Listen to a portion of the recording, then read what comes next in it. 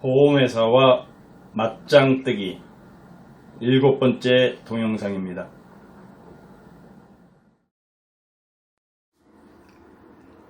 보험 지식이 없는 일반인들은 보험을 가입할 줄만 알았지 정작 보험사고가 발생하여 타먹을 수 있는 보험금이 있어도 몰라서 청구하지 않고 있다가 상법에서 정한 보험금 청구권 소멸시효 3년이 경과하여 1원도 못 받는 사례가 비일비재하게 발생합니다. 계약자들이 가장 많이 놓치고 있는 보험금은 재해장애급여금, 일반상해 후유장애보험금입니다. 재해나 상해는 둘 다 같은 말로서 급작스럽고 우연한 외래의 사고를 의미하며 질병의 반대말이라고 보시면 됩니다. 생명보험에서는 재해라는 말을 사용하고 손해보험에서는 상해라는 말을 사용하고 있습니다. 생명보험이란 무슨 생명보험 주식회사이라는 상호를 가지고 있고 손해보험이란 무슨 손해보험 주식회사 또는 무슨 화재해상보험 주식회사라는 상호를 가지고 있는 보험회사를 말합니다. 여러분들이 가입한 생명보험 계약이나 손해보험 계약은 대부분 재해장애급여금 또는 일반상해 후유장애보험금이 지급되는 보험들일 것입니다. 다만 보험계약 체결일이 언제인가에 따라서 장애 등급이나 지급률이 조금씩 다를 뿐입니다. 2005년 4월 1일 이전에 체결한 생명보험 계약은 장애 등급이 제1급부터 제6급까지로 분류되고 2005년 4월 1일 이후에 체결한 생명보험 계약은 장애 지급률이 최저 3%부터 최고 100%까지로 분류되어 있습니다. 손해보험 계약은 보험계약 체결일이 언제인지 상관없이 장애 지급률이 최저 3%부터 최고 100%로 분류되어 있습니다. 그럼 생명보험의 재해장애특약 가입금액이 1억 원인 경우 또는 손해보험의 일반상해 후유장애 특약 가입금액이 1억 원일 때 장애보험금이 얼마나 지급되는지 한번 살펴보도록 하겠습니다. 먼저 보험계약 체결일이 2005년 4월 1일 이전인 생명보험 계약의 경우 1급 장애를 당하면 100%가 지급이 돼서 1억 원이 지급이 되고 2급 장애는 70%인 7천만원, 상급 장애는 50%인 5천만원, 4급 장애는 30%인 3천만원, 5급 장애는 15%인 1,500만원, 6급 장애는 10%인 1,000만원이 지급되고 후유장애 진단서상 장애의 지속기간이 영구장애가 아니고 3년이나 5년 또는 7년 등 한시장애인 경우에도 삭감 없이 위 금액을 전액 지급하며 기왕증 또는 퇴행성 병변 기여도를 이유로 장애보험금을 삭감 지급할 수 없습니다.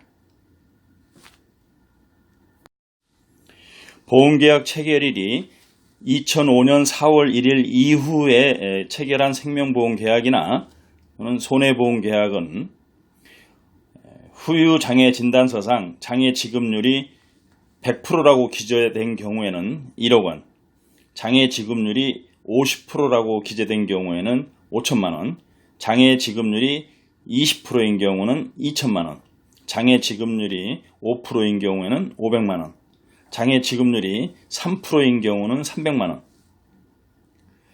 그리고 후유장애 진단서상 장애 지속기간이 5년 이상 한시장애인 경우에는 위 보험금의 20%만 지급하고 5년 미만 한시장애의 경우에는 장애보험금이 지급되지 않습니다. 척추에 관한 장애보험금은 사고 기여도 또는 기왕증 기여도, 이를 퇴행성 병변 기여도라고도 하는데 이 기왕증 기여도를 판단한 후 기왕증 기여도만큼 삭감하여 지급합니다.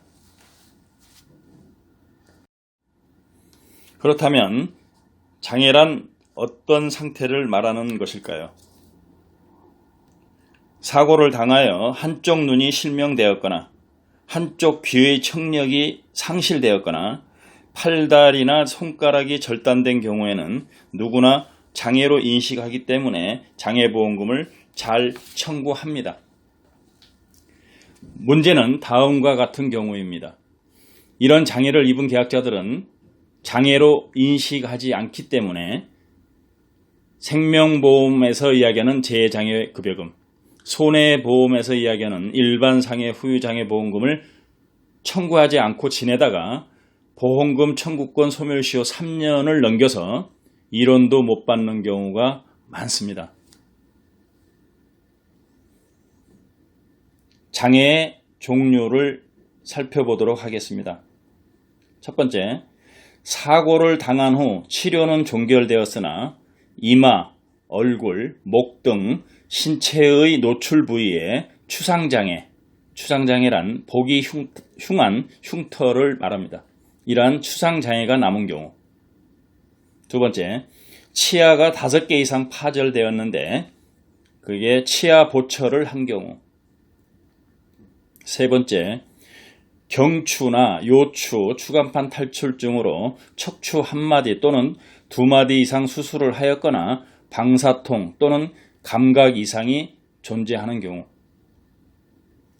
네 번째, 다리의 3대 관절이나 팔의 3대 관절 또는 손가락, 발가락 관절에 운동장애가 남은 경우. 여기서 운동장애란 안 다친 팔과 다친 팔의 운동각도를 비교하여 다친 팔의 운동각도가 정상적인 팔의 운동각도보다 적게 나오는 경우를 말합니다. 다섯 번째, 뇌를 다친 후 치매 진단을 받고 치매 척도가 CDR 2점 이상인 경우. 여섯 번째, 뇌를 다쳐 수술을 하였으나 수술 후 간질 발작이 있는 경우. 일곱 번째, 사고를 당하여 복부, 장기 손상으로 비장이나 또는 한쪽의 신장 또는 한쪽의 폐를 잘라낸 경우. 여덟 번째, 사고를 당하여 음경의 2분의 1 이상이 결손되거나 질구협착으로 성생활이 불가능한 경우. 이 같은 장애 외에도 장애의 종류는 수없이 많이 존재합니다. 따라서 사고를 당한 후 나에게 위 같은 장애나 유사한 장애가 있다고 판단되시면 저에게 전화를 주셔서 상담을 받아보시고 적절한 대응을 하시기 바랍니다.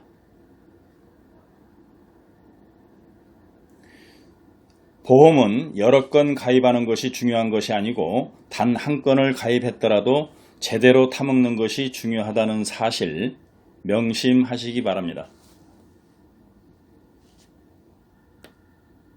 내용이 유익하셨나요?